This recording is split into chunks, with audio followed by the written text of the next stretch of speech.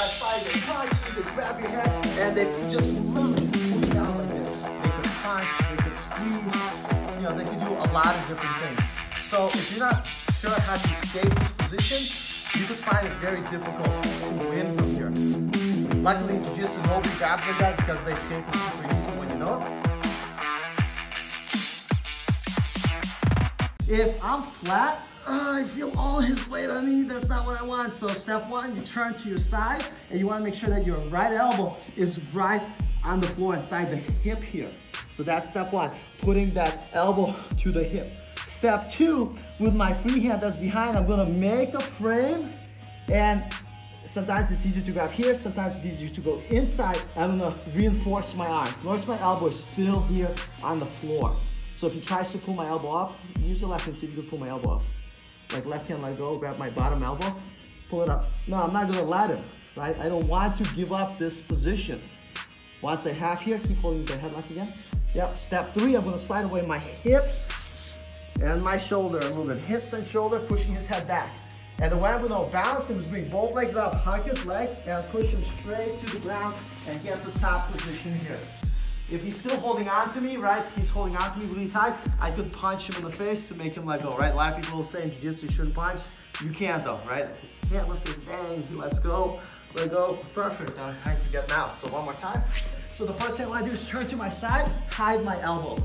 And I'm checking the hand and the shoulder here just in case if he decides to punch me, like I'm pretty good here, right? Step two, I make a frame, find my wrist, and really quickly I'm gonna move away my hips, push his head a little bit, move away my hips to balance him. Three, bring both legs up, catch his head, sit together, and for now I'm just gonna end up in the side position. If he's still hugging my head, I'm not gonna try to pull my head out, I'm just gonna punch him in the back of the neck because it's illegal to be able to have him let go because it's self-defense. Now, I don't have to be this mean. We could use a jiu-jitsu way of making him let go, but for now, I want to keep it simple. Sam, usually if she gets in this position, she's gonna try to pull my hand out, bring that leg even closer. So now, exactly, so if I try to free my hand, I can't. Even if I beat her here, let's say, look, I can't put my hand on the floor, and she could use her leg to catch my foot. Now I'm in super big trouble because now if she tries to punch me, much easier for her, I can't really defend that well. So the most important part when you land, make sure you create that space for your elbow to go to the floor. If she tries to pull my elbow up, I have to fight and not let her, right? So step one, controlling the shoulder or the bicep here. So if she tries to punch me initially, I'm good.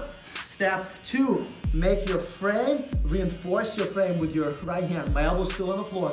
Three, move away my hips, push her back a little bit to a balance and create space for lifting both legs up, right? Not one leg. Sometimes it's difficult. You use both legs to come up, hug the head, or balance your partner down.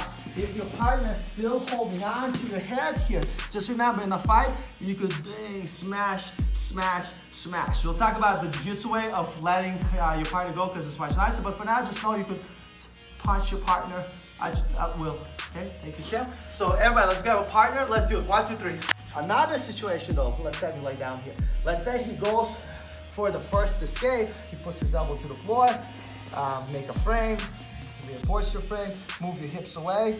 He starts to catch me with his foot, catch my head like you were doing before. And instead of me holding on, I let go and we end up kind of in this position here. So he's kind of not sitting up and I'm kind of on the bottom between his legs. So let's see how we could use this to our advantage. So let's switch positions here. So you're gonna grab me in the headlock here. So I'm in the headlock. Again, number one, turning to the side, keeping your elbow low, controlling the bicep if you could reach it. If not, you could hold the shoulder here and the bicep like this to prevent some initial punching. Step two, I'm going to make a frame here, move my hips away the same way. When I bring my leg up, heel doesn't hold on to my head. So we end up like this. So we're gonna kind of try a little bit. So notice I end up with his head between my legs. Now, you see his chin here? I want to get under his chin. So if someone's tucking their chin, like I kind of have to be mean with it, but we're going to be nice today. So my thighs are not underneath his chin, they're on his face. So what I'm going to do, I'm going to bring my leg to his chest and curl his chin back. Then I'm going to lock my legs up, and it's not bending your legs together, but it's straightening your legs to get the submission, all right? Very pleasant, I know.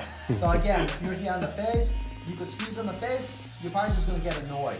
What you wanna do is bring to the chest, open the chin. Sorry, I know it's uncomfortable. I'm gonna lock my legs up, and then I'm gonna straighten out my legs to get the submission. So let me have Sam demonstrate one time. So Sam's here on the bottom.